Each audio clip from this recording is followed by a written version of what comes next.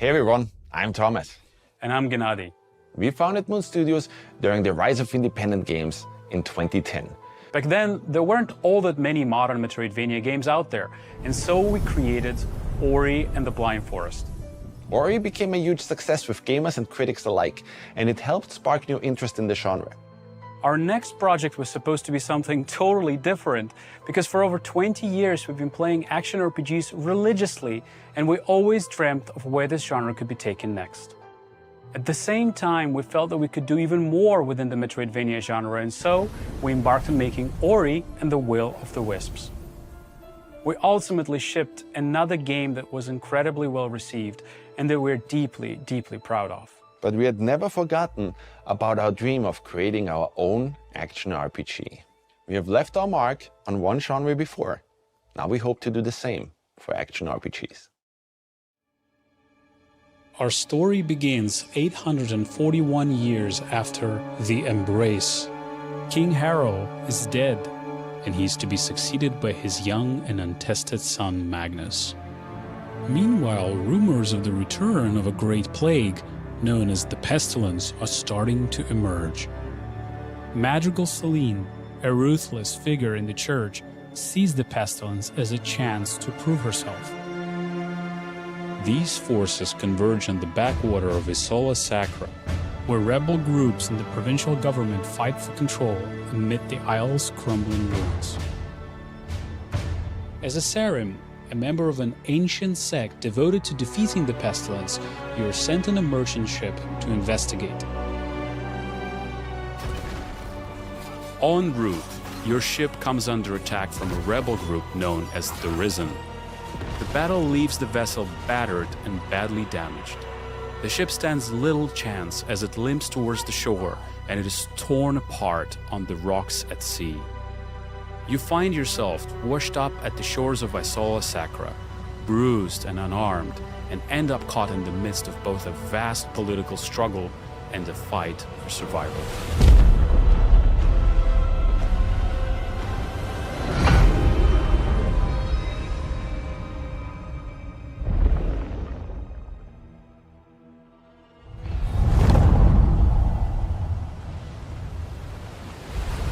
With no rest for the wicked, we decided to handcraft an entirely seamless world. Nothing in this game is procedurally generated. Instead of moving across a randomly generated flat plane, throughout this showcase you will notice that our world is dense, interactive, uses a ton of verticality, and that every inch was crafted by a designer.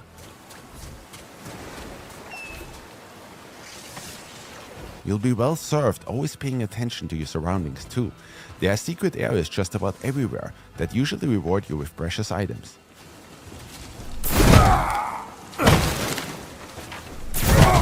Loot in No Rest for the Wicked is randomized. It ensures that every player has their own unique experience, and that every time you explore an area, you might just finally get that last gold ore or new battle axe you've been waiting for. We abandoned the old point-and-click model to move your character around. We wanted players to have ultimate control over their character. Every movement you make should feel tactile and be intentional. For that reason, we designed Wicked to be played using WASD or a controller. I knew it. Should have never brought you on board. You'll never make it to Sacrament from here. Instead of going for realism, our goal is always to create games that look like a painting come to life. Our artists spent years meticulously modeling and hand-painting all of Isola Sacra. You will traverse through plenty of breathtakingly beautiful environments, lit with natural day and night cycles, immersed in dynamic weather.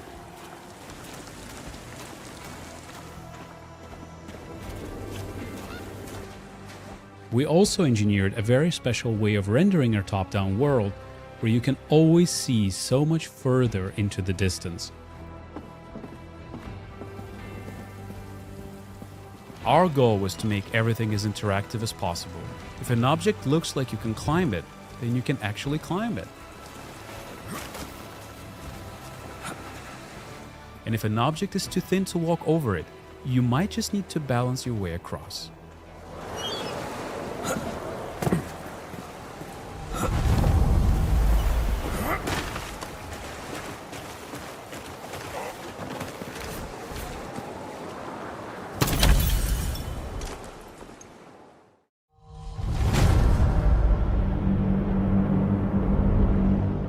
Right from the start, we decided to create an animation-driven combat system,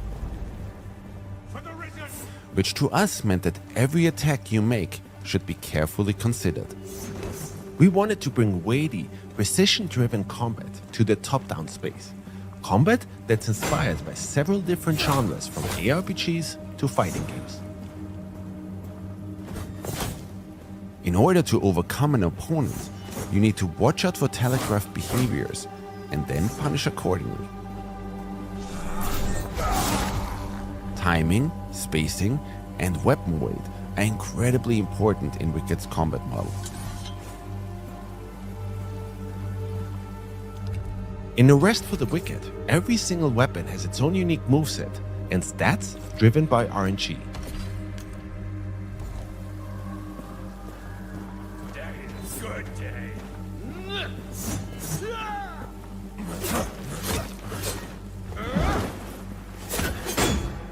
Using this dagger, I'll have a hard time breaking this enemy's shield. Let's try something different.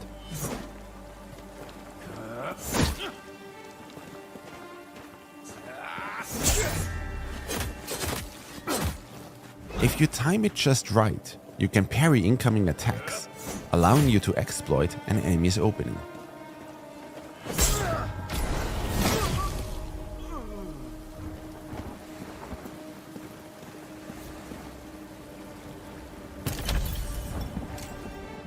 Gear in No Rest for the Wicked comes in 4 different rarities. White items are common. Unlike in other ARPGs, they're not trash loot. We instead made those the most customizable. Blue items are rare. They offer only positive enchantments. Purple items are cursed.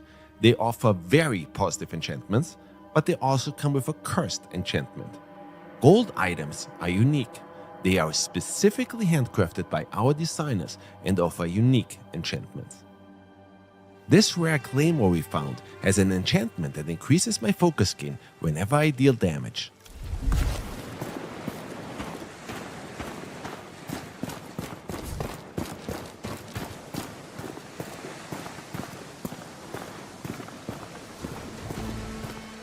Every weapon has a chance to drop with its own unique rune, which can then be extracted and used on other weapons. That way, players can come up with their own unique moveset. You gain focus through combat. It is then used to perform rune attacks. Let's try one.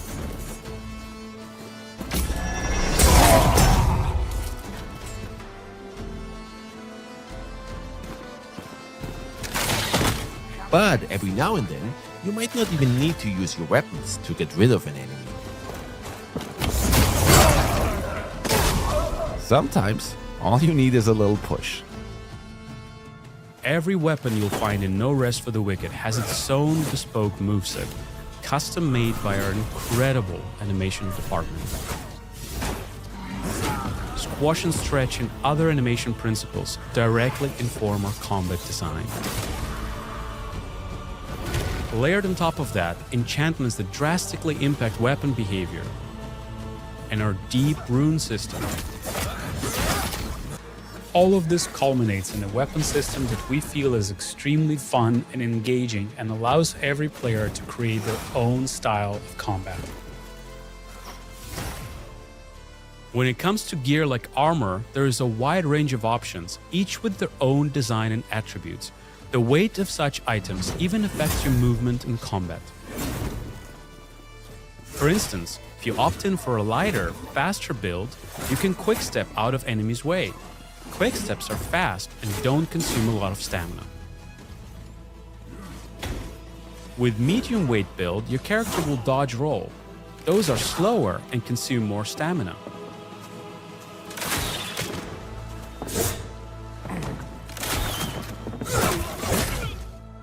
For No Rest for the Wicked, we designed a soft class system. Instead of locking you into a character class that you then have to adhere to for the entire playthrough, we want you to have the flexibility and freedom to play as the type of character you want to, and even come up with character classes we haven't even thought of. So far, we've shown what combat looks like with a more melee-focused build. Let's take a look at how combat changes for a mage. This character build uses a two-handed staff. We have 3 rune specials available: Blink, Fireball, and Nova. Fighting multiple enemies is always tricky. When used right, Nova can be an absolute blast.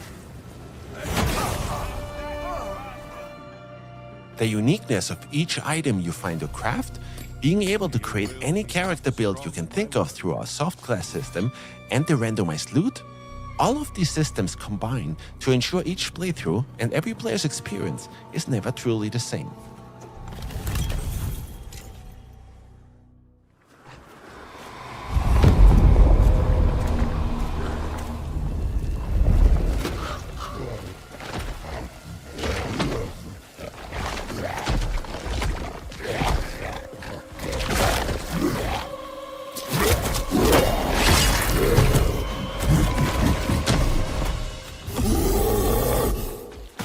Asawa Sakura is riddled with plagued enemies known as the Torn.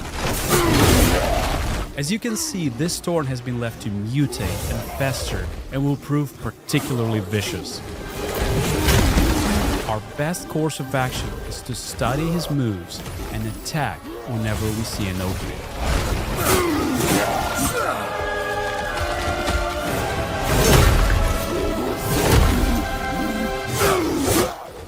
Bosses are also quite brutal in No Rest for the Wicked.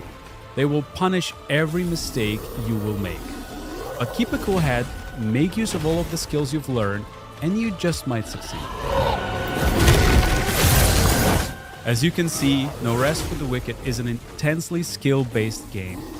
Your gear greatly influences your power in battle, but whether you die or overcome the challenge is ultimately down to your skill.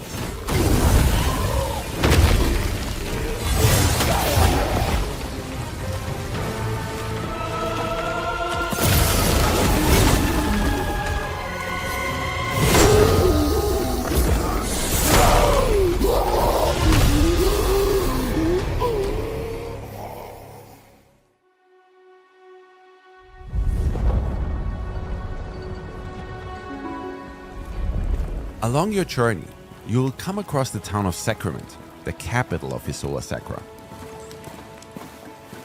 Sacrament is a war-torn place, but over the course of your journey, you can help rebuild Sacrament to its former glory. Oh, ignore their gates, Saren. They likely never seen one of your kind. In order to demonstrate that, we'll switch to a realm that's already a little more advanced. Our goal is to make Sacrament as interesting and interactive as possible. Read about it, Mary, where their tailors at your service. Mary, we agreed. My name goes first. Don't pretend you don't smell it. Come have a taste. And players will be in control over how Sacrament will evolve over time. For example, after my previous expedition, I helped Fillmore rebuild his smithy. He now sells better gear and is also able to upgrade our gear to a higher level. To that effect, we aim to make investing resources into Sacrament as satisfying and rewarding as investing resources into your character is. Let's take a look at another way you can make Sacrament your own. In Sacrament, you'll be able to purchase real estate. Well, if you have the funds to afford it. The city's gone to shit. Property in Sacrament can get a little bit expensive, but accumulate the riches and you can choose from a wide range of properties to suit anyone's taste.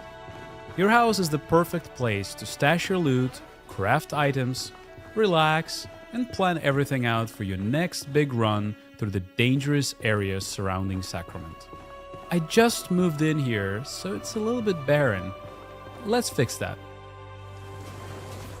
Out on your journey, you'll be able to collect or harvest valuable resources, which then can be used to craft new gear, furniture for your home, or even make improvements to the town itself.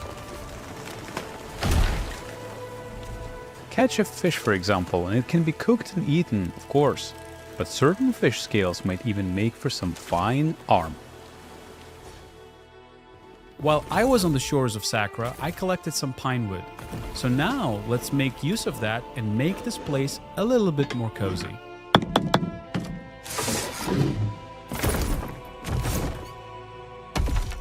Housing is incredibly cool in No Rest for the Wicked. Since you're not constrained to a grid, you can come up with some really organic looking designs. The table looks nice, but it's missing something. Much better. While some items you can place in your house are just cosmetic, our goal is for most of them to be functional and have a gameplay purpose. With a range of properties to purchase and an incredibly flexible interior design system, we hope players will be able to find and design a unique place for them to call home.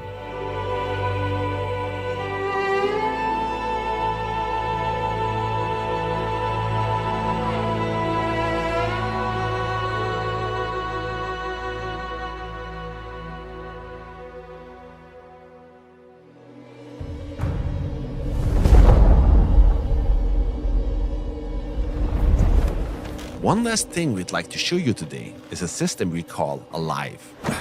Although No Rest for the Wicked features a traditional campaign, it was important to us that the Solar Sakura is very much a living, breathing world. In order to show you what that means, we're going to go to an area called Mariner's Keep. This is an area I've previously ventured through and explored. However, since my last journey through here, NIF have overrun the local area, presenting entirely new threats for me to tackle and resources for me to scavenge.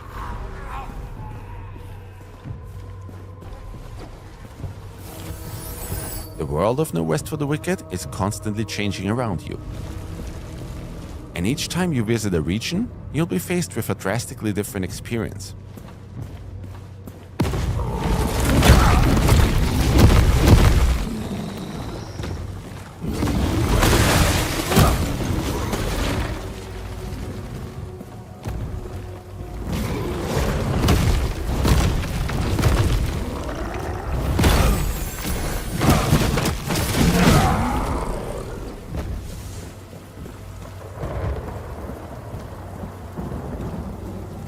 And no rest for the wicked.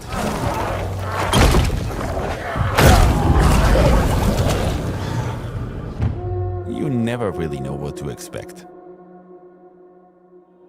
For those of you who asked about endgame, yes, we've got you covered.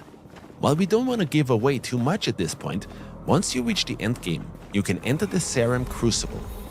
This is where you'll have to test your metal against some of the toughest enemies within No Rest for the Wicked.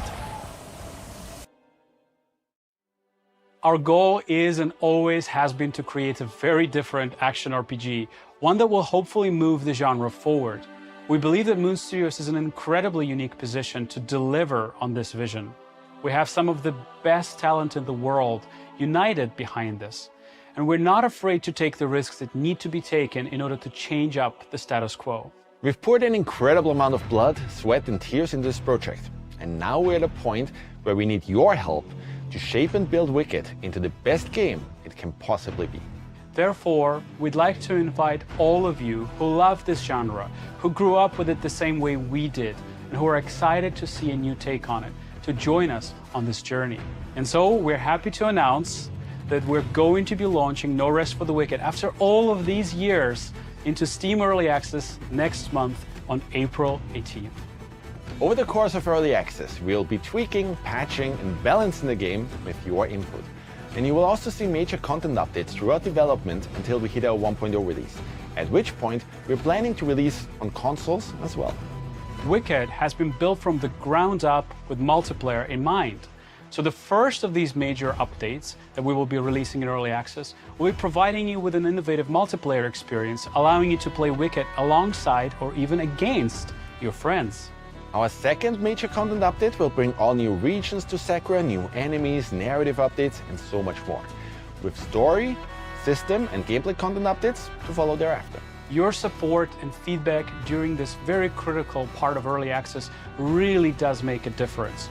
No Rest for the Wicked begins a new era for Moon Studios, and we're committed to this project for the long run. We're incredibly excited about what will be No Rest for the Wicked already in day one of early access, and we can't wait to show you all the stuff that will follow in the months to come. Once the showcase is over, be sure to tune in to your favorite media and content creators for the hands-on impressions of No Rest for the Wicked immediately following this showcase. We can't wait to see you all on April 18th.